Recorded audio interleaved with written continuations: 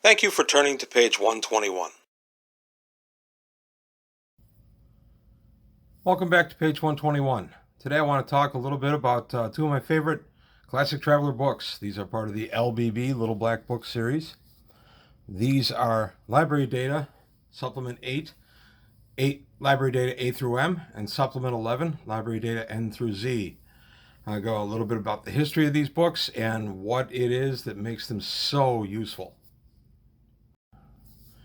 Okay, we're going to start with Supplement 8, which is Library Data A through M, published in 1980 by Game Designers Workshop. I think it's outstanding that by 1980 they already were up to supplement number 8.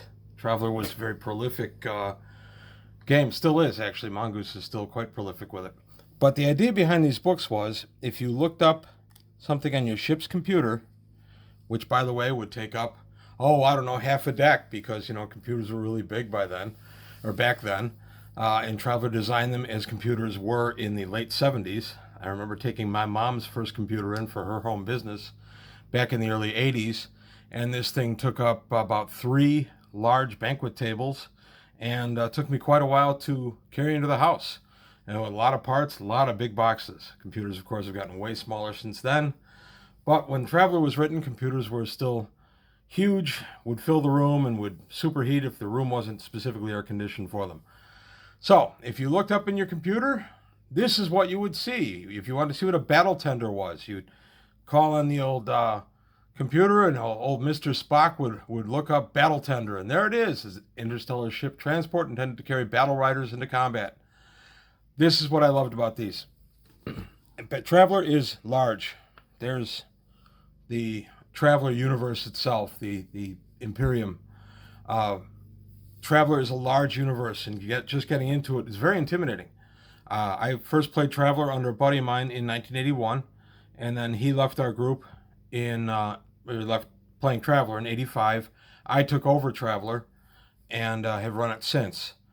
And it's intimidating. Even in 81, after I played it a few times, I ran out, got myself my own copy of the rules, read the rules over, put them down, scratched my head and said, what the heck am I getting into? Then I discovered these two beauties.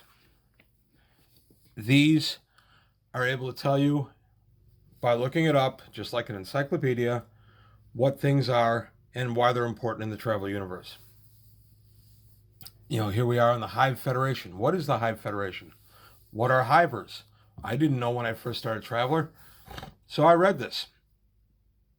Hivers are actually a very interesting alien race in Traveler, xenomorph race in Traveler. And this gave a really good picture of what they were. Of course, future supplements would come up that would cover exactly what, all about Hiver society and everything else. But at the time, this was great for a thumbnail to help a fledgling player. And I did DM some in his campaign. So a fledgling player and DM, GM, I always do that. In this game, it's a game master, not a dungeon master.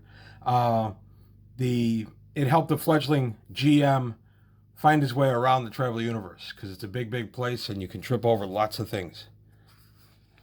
Here's a very nice write-up on the Soleimani, the Men of Sol.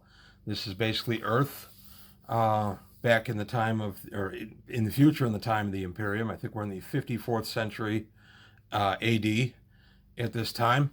And this talks about the Soleimani and the struggles the Imperium has had with them.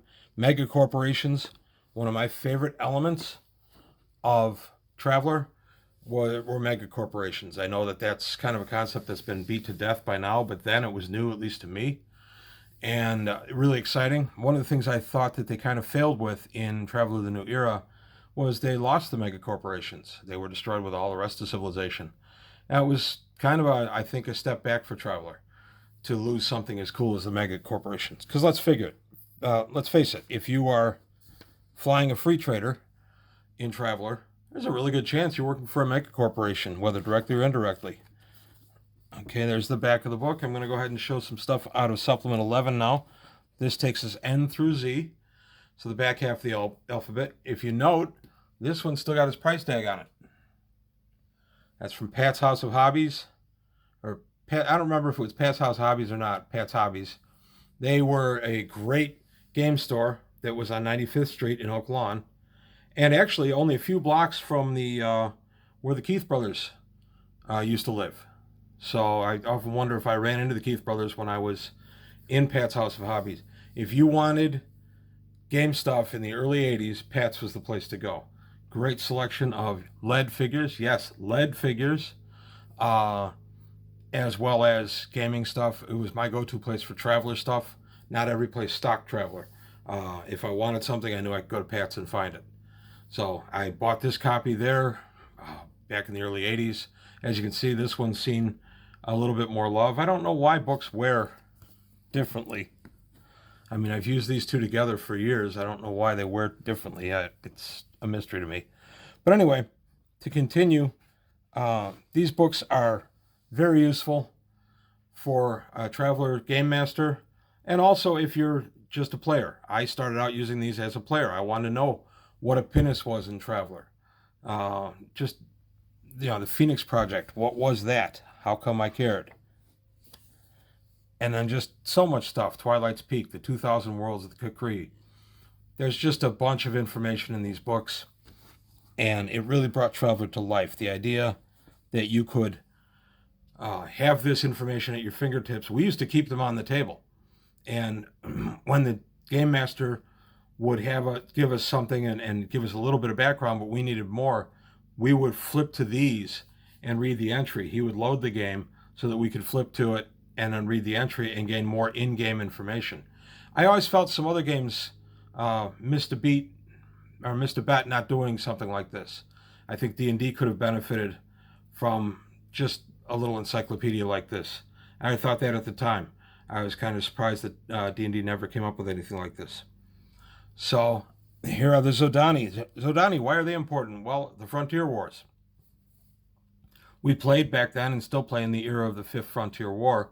I never took my Traveler campaign through the assassination and the rebellion. Now I want to correct that. I did play some Rebellion era stuff, and using the Mega Traveler rules, I just never really became a big enthusiast of those rules and never stayed with it in my campaign. My campaign primarily stayed in the pre-assassination era, so up to about 11-15. I never, or when GURPS Traveler came out and continued the universe without the rebellion, I embraced it, and I'll touch on GURPS Traveler in a couple more videos. And I don't know, I like the classic era of Traveler. That's my favorite era. Not knocking the Rebellion era. In fact, I'm doing a video not too far down the line on Traveler the New Era, and I'll give my thoughts of the new era there. But in any case, back to the subject at hand, these were very nice. Especially, I remember really, really going over the Imperial nobility, because one of the stats in Traveler is your social standing.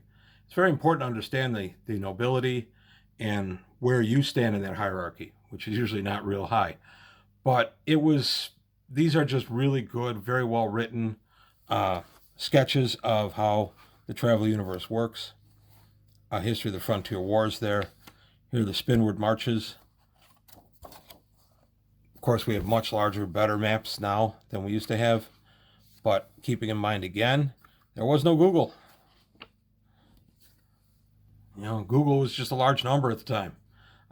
You couldn't just type in Zodani Consulate and get, 15 pages on who the Zodani were. This is what we had. And that's why these were so valuable. When I run Traveler, these still sit at the table with me. I use them frequently, and I also use them as a plot device like my old GM used to, where we would just go ahead and I'll say something and I'll just take a few minutes, I'll look it up and read it. Or if we're running a little shorter game, I'll just read it real quickly to the group and give a thumbnail. Maybe even do the Majel Barrett computer voice, but I don't think I will. So anyway, that's it for this about the library supplements for Classic Traveler, the Little Black Books. I'll be doing more Little Black Books because I love the Little Black Books and other Traveler in the future. If there's anything you want to hear or see, let me know. If I have it, I'll be happy to review it. And that's all I've got. If you like what you saw, please like and subscribe. Leave some comments below, and I'll see you next time on page 121. Well, that closes the book on another episode of page 121.